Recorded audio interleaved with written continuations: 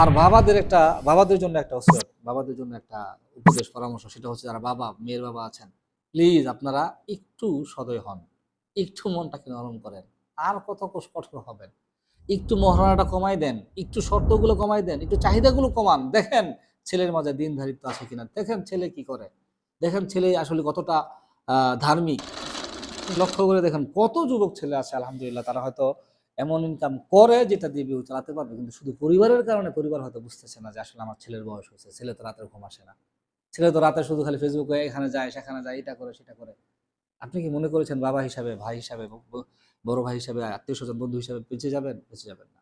আপনার এই দায়বদ্ধতা, আপনার সন্তান পর্যাপ্ত বয়সে, প্রাপ্ত বয়সে বিয়ে দিয়ে দেওয়া। বিশেষ করে মেয়েদের কথা কি বলবো, আপনার মেয়ে বড় হয়ে গেছে, আপনার মেয়ে লেখাপড়া শেষ করেছে, দাওরা ফারাই করেছে, কিংবা বিভিন্ন জায়গায় পড়া শেষ করেছে, আপনি এখনো বসে আছেন, আপনার সেই টার্গেট, এই টার্গেট, এই কি এত টার্গেট আপনার লাইফে? যাকে যত দ্রুত সম্ভব কি করেন, বিয়ে দিয়ে দেন। যত দ্রুত। বাবাদের জন্য একটা ওসিয়ত, বাবাদের জন্য একটা উপদেশ পরামর্শ, সেটা হচ্ছে যারা মেয়ের বাবা আছেন, প্লিজ আপনারা একটু সদয় হন, একটু মনটাকে নরম করেন। আর কত কঠোর হবেন?